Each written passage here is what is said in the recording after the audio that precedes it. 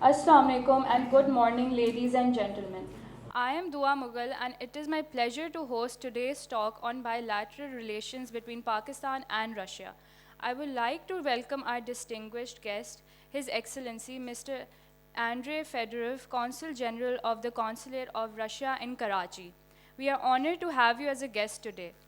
To start off the event, I would like to call Anas Sheikh to come on stage and recite a verse from the Holy Quran. أعوذ بالله من الشيطان الرجيم بسم الله الرحمن الرحيم ألم تر كيف فعل ربك بأصحاب الفيل ألم يجعل كيدهم في تضليل وأرسل عليهم طيرا أبابيل ترميهم بحجارة من سجيل فجعلهم كعصف مأكول صدق الله العظيم. Today's talk on bilateral relations between Pakistan and Russia is organized by Office of Inclusion, Diversity, Equity, and School of Protocol and Diplomacy. Our two nations have a rich history, and their relationship has evolved over the years. Despite the challenges that have arisen, both nations have continued to work towards building a stronger relationship and recognizing the mutual benefits of closer cooperation. In this talk, we hope to explore the history of the relationship between Pakistan and Russia, examine the current state of affairs, and consider the potential for future collaboration between these two important nations. Now, I would like to request His Excellency Mr. Andrey Fedorov to please come on stage and share his valuable thoughts on the bilateral relationship between Pakistan and Russia. Thank you very much for this nice opportunity to see the young faces of the future of Pakistan. And when I see such faces, I understand that the country has a great future, because so many smart, young, and beautiful and handsome faces here I can see. So I'd like to share some of my ideas about the relations between the countries, and then if you have wish and will to ask me some questions, I will be open for you for some time and will give you some answers. Thank you once again for this nice opportunity. So, dear Professor Mughal, dear friends, colleagues, students, faculty members, and other friends, this year marks a very important milestone in our relations. A 75th anniversary of the establishment of the diplomatic ties between Soviet Union, Russia, and Pakistan. The relations between our countries were cemented in May 1st, 1948, and since then they went through different historic times and development stages. There were ups and downs, highs and lows, ebbs and flows. However, the biggest paradox is that even during the Afghan war in the 1980s, when the USSR and Pakistan relations were particularly strained, not only the diplomatic ties were terminated, but new projects and new agreements continued to appear as well. The most prominent example, as you should definitely know, is the Pakistan steel mill in Karachi. The foundation stone for the steel mill was laid by Zulfikar Ali Bhutto in 1973, and in 1985, during Ziaul Haq presidency, it was completed and the steel production was launched. Furthermore, other projects like Gudu Thermal Power Station in northern Sindh were built in the 1980s.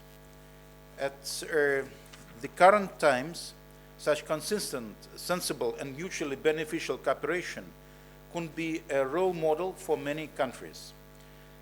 Now let me speak about one of the most important milestones in the history of our diplomatic ties, which is the Tashkent Declaration.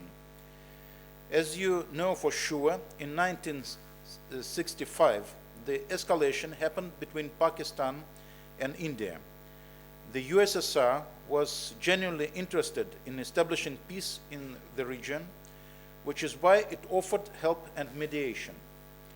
Thus, in January 1966, the Soviet Union hosted the meeting between Pakistani and Indian leaders, Muhammad Ayub Khan and Lal Bahadur Shastri, respectively.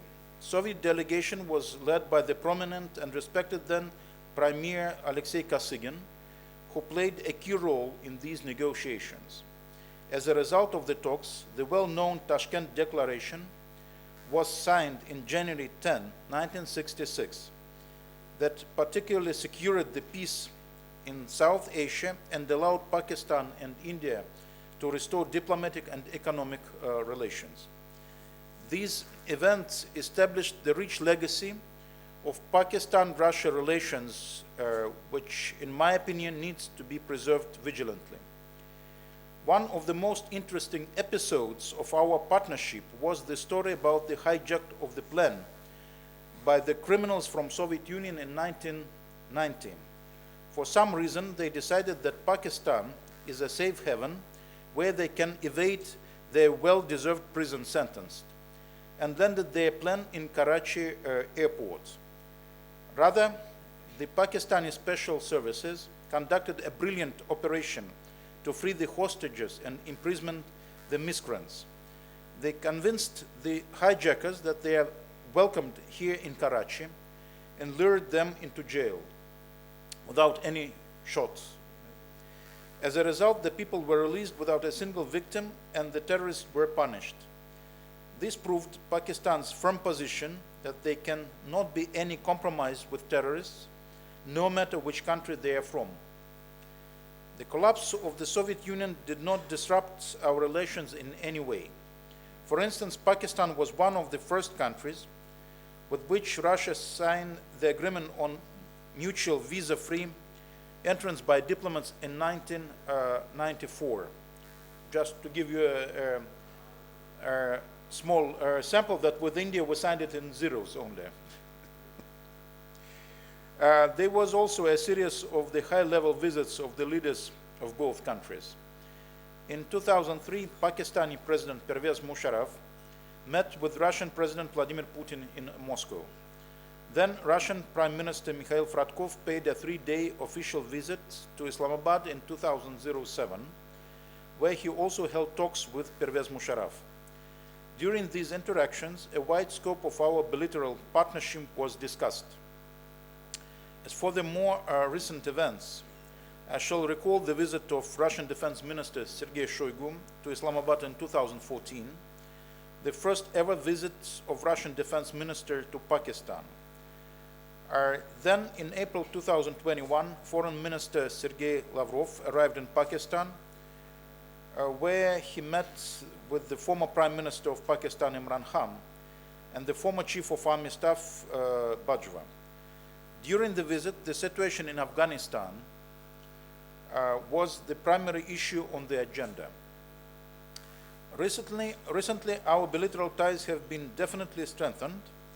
This was reflected in the Russian-Pakistan Intergovernmental Commission on Trade, Economic, Scientific and Technical Cooperation, which was held this year in Islamabad on January 18-20. Less than 2 weeks later, on January 13th, Pakistani Foreign Minister Bilawal Bhutto Zardari came to Moscow and met Sergei Lavrov. During these talks, our leaders expressed the willingness to develop cooperation in a wide range of spheres, precisely the energy sphere, as Professor asked me a couple of minutes before.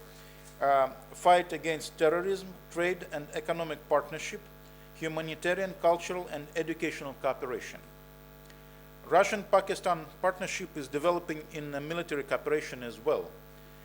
During the aforementioned visit of Sergei Shoigu in 2014, the two countries signed a military cooperation pact. Since then, Russia and Pakistan have been regularly conducting anti-terror military drill Druzhba, which means friendship. Furthermore, in February 2021, Russia participated in multinational naval exercise Aman 2021. Also before that, we have several visits of military battleships to Karachi. When I was Deputy Consul General, I met 3 times Russian battleships, and we took part together in several anti-terrorist and anti-narcotic military drills, as well as on the sea and on the land. Also, Pakistani military team went to Russia for the joint exercises. As I have already mentioned, the relations between Russia and Pakistan have just received a huge boost. There is a particularly huge potential in the energy department with the agreement on the Pakistan Stream gas pipeline, which is aimed to tackle Pakistani's energy woes. We also have a lot of untapped potential in almost every sphere of trade partnership. There is a whole load of unexplored business opportunities in Russia-Pakistan bilateral economic cooperation that should definitely be developed. Which is why I hope that the current high level of the bilateral ties will be sustained and the true potential of our bilateral partnership will be realized. Thank you once again for the opportunity to address you on this occasion. I'm grateful for your time, attention, and interest in this matter. So if you have some questions, please kindly do. Good morning. It was Morning. nice listening to you. As you know that Pakistan is facing a hard time right now. And what's Russia's stand on that during these hard times? Is Russia planning to support Pakistan? And if so, how they are planning to do? I'm sorry that Pakistan has this difficult time. So you know that some wheat came into Karachi port some time ago. That's the first thing, and we are having good contacts in this sphere of wheat production. When Pakistan had flood problems, we sent airplane here with the rescue team and with some good stuff for those who suffered from these awful floods. What about contacts in energy sphere? You know, I would say only one thing. This is very intimate and very private thing, which doesn't like any sound around this. The only thing I can say that we have negotiations in this sphere, but please kindly do not decide to understand what is going on there, and do not talk about this a lot, because you know, when we are having some negotiations, and not to spoil them, not to give our enemies chance to break these negotiations and to break this cooperation, I always say, please let them talk on the matter and let them decide what to do with this. Because diplomacy is not only public speeches. Diplomacy is some negotiations in separate rooms with the very less people inside, but the aim of these negotiations is to make future better, just to understand how we should cooperate. And there are a lot of countries who try to break it, to stop it, and to make harm to our countries. You understand very well about whom I'm talking here, because not only Russia has enemies. So they're using any opportunity to break it. So let's keep it in private, and let's give our high diplomats and politicians to agree on something.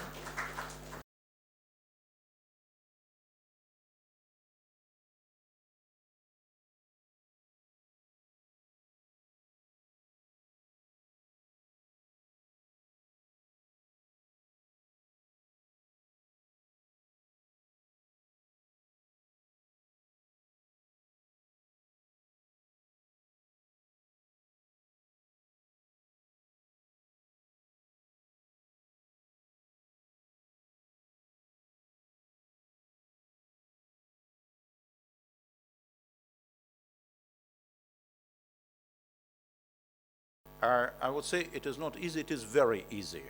And it is very, very easy. So, you know, we have 800 applicants this year to study in Russia. We have a number of scholarships. We're offering totally free education and free accommodation in different Russian universities. This year, the number of these scholarships were 50, but next year it will be more, I promise you. So, and of course, you can receive education for on payment basis. So, as I mentioned, 800 people are interested this year to go to study in Russia. There are different faculties: polytechnic, energy sphere, humanitarian, medical, whatever. There are some issues which we are to resolve with Pakistan.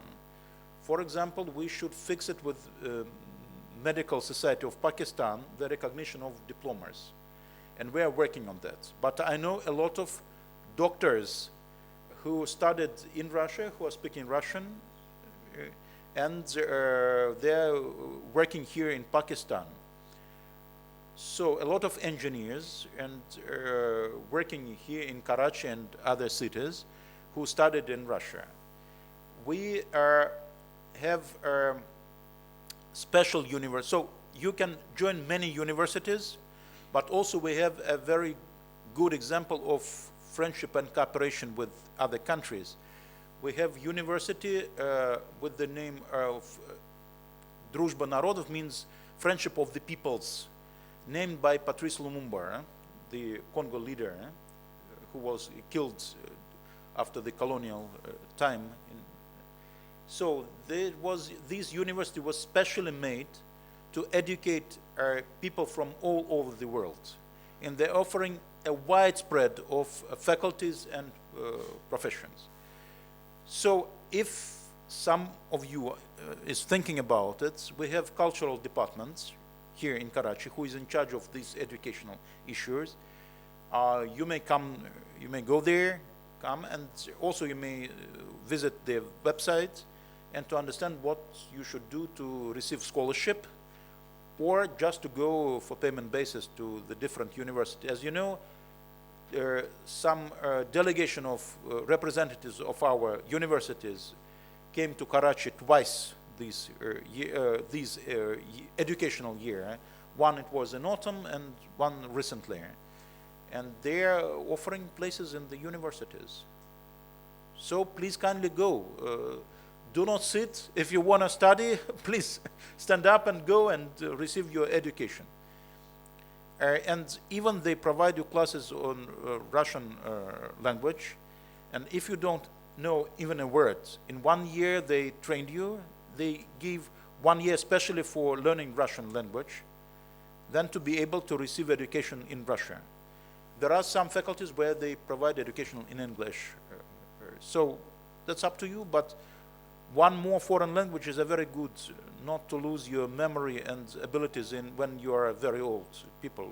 That train brains very well.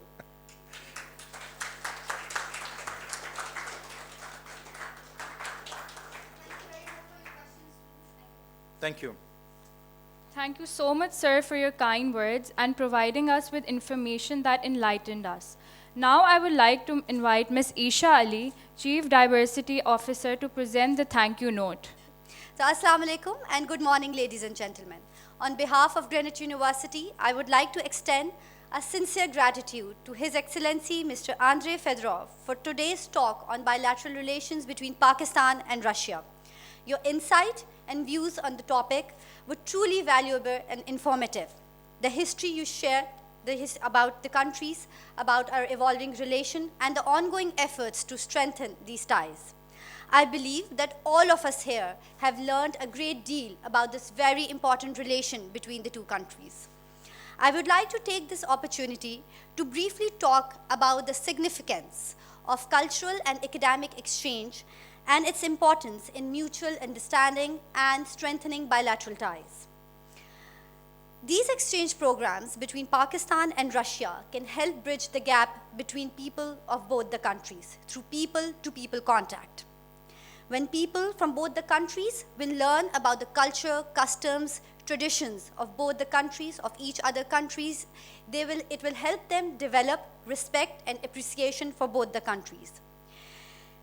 The programs will allow our students to learn about the rich culture of Russia, and Russian students can learn about beautifully diverse and rich culture of Pakistan. And when young minds learn to develop their personal understanding of each other's country and appreciate each other's country, it opens up an array of opportunities for both the countries that includes promotion of trade and strengthening of diplomatic relations. These student exchange, academic exchange, and cultural exchange programs will also give an opportunity to the students to experience and have the exposure of different teaching methodologies and education system. And I'm sure that this event here today will mark the beginning of long and fruitful relation between the Consulate and our university. And I look forward to working together with the Consulate for mutually beneficial projects. We hope to see you here again in the future, just like you honored us today by your presence. And thank you once again for your efforts, for your time, and sharing your valuable thoughts and engaging with our university's community. We hope to have the opportunity to welcome you back to our university again. Thank you very much. Now I would like to request Professor Dr. A.Q. Mughal to please come on the stage and say a few words. Thank you, Isha. Thank you. Your Excellency, I wish I would have known Russian. I would have spoken in Russian. But I will not talk on politics because I'm not a politician. But I will not talk that we should have a relationship in education, energy, I'm not talking of fuel, energy and environment. These all three are very important for every country. So we'd like to cooperation in all the three, and then on those basis we can have an exchange of students, even the faculty engage in different ones.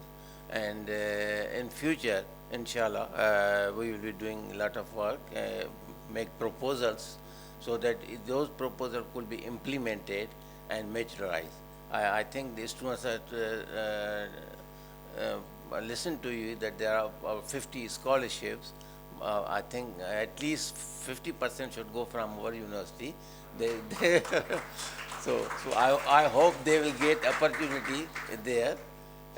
If I'm a research professor, I will be interested in the common types of things in Pakistanis and Russians, traditions, habits, eating habits, other things, so that we should do research on the common things, that what we have in common. Then somebody starts entering in other domains. So thank you, Isha, giving me a chance to speak to His Excellency. Your Excellency, you are most welcome at any time. Thank you very much.